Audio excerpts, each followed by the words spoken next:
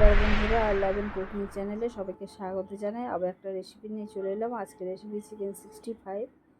দেখতে পাচ্ছ কতটা সুন্দর হয়েছে, কিন্তু ঘরোয়া উপকরণ দিয়েই করেছি, সেটাই তোমাদের সঙ্গে শেয়ার করছি। দেখো, প্রথমে আমি বোনলেস চিকেনের টুকরো নিয়ে নিয়েছি।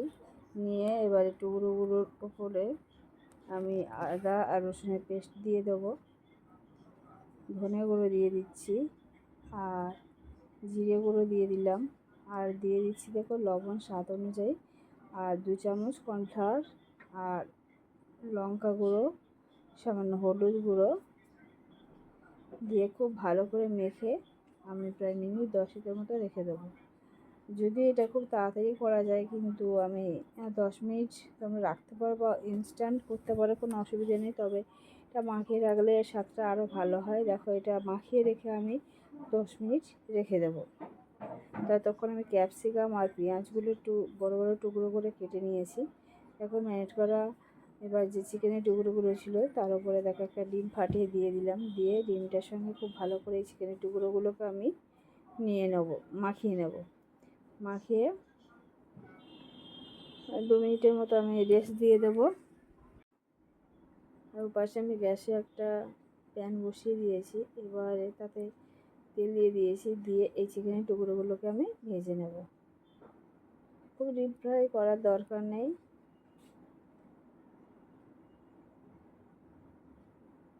দেখতে পাচ্ছি স্যালো ফ্রাই করলেও হবে। এটি চিকেনের টুকরোগুলোকে দিয়ে আমি উল্টে পাল্টে ভেজে নেব। বন্ধুরা, এইগুলো খেতে খুবই ভালো লাগে। তোমরা এর আগেও দেখেছো যে চিকেন 65 যে আমি ঘরোয়া পদ্ধতিতে আমি করেছি, সেটাই তোমাদের সঙ্গে শেয়ার করলাম। আর দেখো, এখানটায় চিকেনের টুকরোগুলো হচ্ছে কি খুব বেশি ছোট নয়, খুব বেশি বড় নয় নিয়েছি। একবারে সব হবে না, দুবারেই ভাজতে হবে। দেখো, এবারে উল্টে পাল্টে দিয়ে দিচ্ছি। উল্টে পাল্টে খুব ভালো করে আমি ভেজে নেব। দেখো, প্রায় আমার উল্টানো হয়ে এসছে। উল্টে ভাজা কমপ্লিট হয়ে গেলে একটা পাত্রে আমি তুলে নেব। তো বন্ধুরা, আমার এই রেসিপি চিকেন 65 যদি ভালো লেগে থাকে তাহলে অতি অবশ্যই লাইক করো, কমেন্ট করো, শেয়ার করো। আর যদি ফেসবুক থেকে দেখে থাকো, পেজটাকে অবশ্যই ফলো করো। দেখো, এবারে হয়ে গেছে, তুলে নিচ্ছি। নিয়ে বাকি যে চিকেনের টুকরোগুলো ছিল সেইগুলোকে সেম প্রসেসে ভেজে নেব। বন্ধুরা, অনেকভাবেই করা যায়, অনেক মশলা দিয়ে করা যায়, কিন্তু যেহেতু গরম পড়েছে সেই জন্য অল্প তেল মশলাতে এবং অল্প উপকরণে, ঘরোয়া উপকরণে এগুলো করে নেওয়া যেতেই পারে, এবং যেটা খেতে খুবই ভালো লাগে আর শরীরও ভালো থাকে। দেখো, বাকি যে চিকেনের টুকরোগুলো ছিল সেইগুলোকে আমি উল্টে পাল্টে ভেজে নিয়ে নিচ্ছি। এগুলো ভাজা হয়ে গেলে আমি একইভাবে তুলে নেব।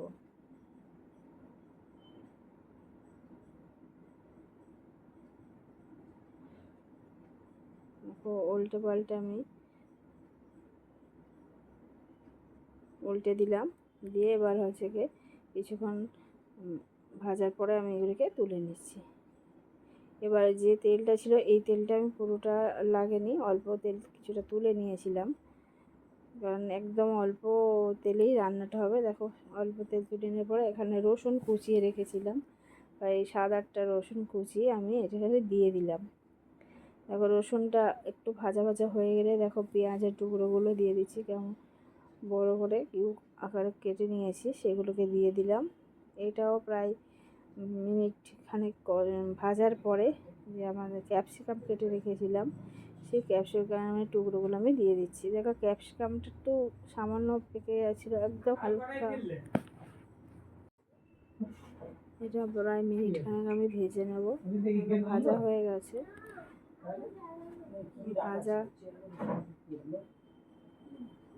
ভাজা হয়ে গেলে আমি সামান্য ধীরে ধীরে এবার অন্যান্য মশলাগুলোকে দেব, যেগুলো ঘরেই থাকে। দেখো, সামান্য হলুদ গুঁড়ো দিলাম, সামান্য লঙ্কার গুঁড়ো দিলাম, কাশ্মীরি লঙ্কার গুঁড়ো দিয়েছি, আর সামান্য টক দই ফেটিয়ে দিয়ে দিয়েছি। এখানে তো দইটা প্রায় হাফ কাপের মতো ছিল। দিয়ে আমি খুব ভালো করে এগুলোকে নেড়ে ছেড়ে নেব। প্রায় মিনিট 2 এগুলোকে নাড়াচাড়া করার পরে আমি স্বাদ অনুযায়ী লবণ দিয়ে দিলাম,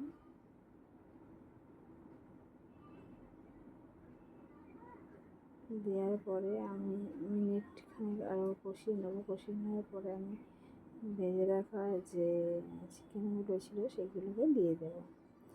দিয়ে চিকেনগুলোকে খুব ভালোভাবে এইগুলোর সঙ্গে আরও কষিয়ে নেবো, ভেজে নেবো। এতে খুব বেশি ঝোল থাকে না, ঝোল রাখারও দরকার নেই।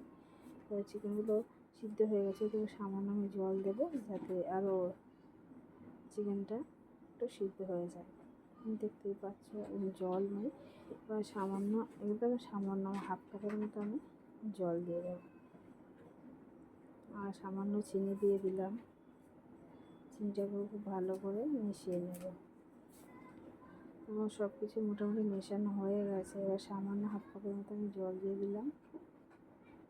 দিয়ে এগুলোর সঙ্গে খুব ভালো করে নেড়ে চেড়ে নেব। নেড়ে চেড়ে করে দু তিনটে কাঁচা লঙ্কা ছিল সেগুলোকে ছিঁড়ে দিয়ে দিচ্ছি।